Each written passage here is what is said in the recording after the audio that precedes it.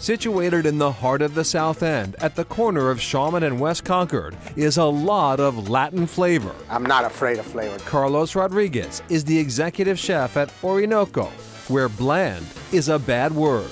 I'd rather punch you in the mouth with flavor. Both Rodriguez and owner Andres Branger are from Venezuela. We modeled the business concept after what we call taguaritas, which are basically roadside eateries that are run by families. The restaurant is named after Venezuela's largest river, the Orinoco, that nearly splits the country in half. It was the food basket of the tribes that existed in Venezuela pre-Columbian times. It since then has become a symbol for the country. Inside the restaurant, symbols of the Venezuelan culture line the walls. Baskets made by the Paymon tribe, masks that celebrate Corpus Christi, and a gallery of photos, mementos of their homeland, which today is suffering amid political unrest. As you see, we have the family photos. Those are what we call our guardian angels. They look on us.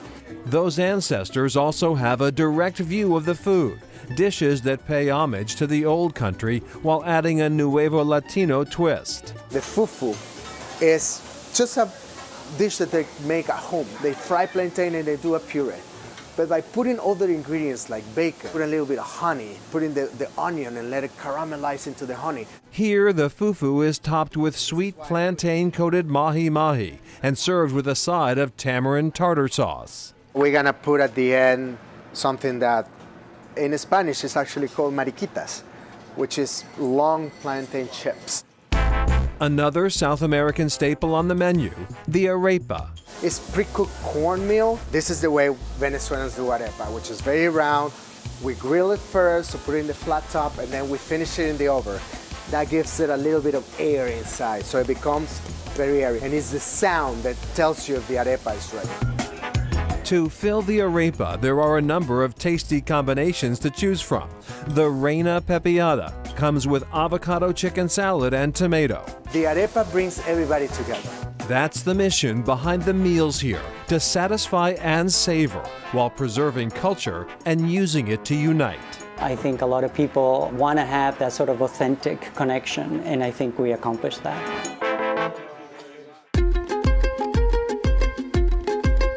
We'll see you guys, sambusas, right? The mood is always sunny inside this tiny, brightly colored family-run restaurant. It's a wonderful place. We love the food. We both work in Chelsea, and so it's not that far away. Tawakol Halal Cafe may be off the beaten path in the Jeffreys Point neighborhood of East Boston, but it's caught the attention of some big-time players. Bon appetit, for one. So Tawakol means rely on. We rely on people to try our food. Their food is Somali, and owner Yahya Noor says history has endowed it with flavors and spices of other lands. From India So what I'm making right now is a chapati wrap. to the Middle East, I got the falafel biryani, and it's very, very good. even Italy. Somalia was colonized by Italy, so there's an influence of like different kind of pastas that we make, or the way we make sauce. How are you? The story here is as much about family as it is about food. That's Noor's mother and one of his sisters. We have a total of 7 sisters, and I'm the only son. Culturally, men don't cook, right? So I was able to be part of that, learn the whole cooking. So whenever I'm needed, I just jump in the kitchen myself. Everything here is homemade, from the chapati bread to sauces steaming with fresh vegetables, meat kebabs, sambusas, and the special house grits with chickpeas and spinach. A lot of people come there like, we had grits before, but I don't think we would ever want to go back to the old grits, just because of how we make it with coconut milk. Specialty meal will be goat. Goat is the key for Somalis. We also have lamb shank that we make the same thing as we would do with the goat. Also on the menu, family pride and tradition. We grew up as a close family. After the Civil War in Somalia, we came to Kenya. We lived in a refugee camp where we were pretty much raised in a village.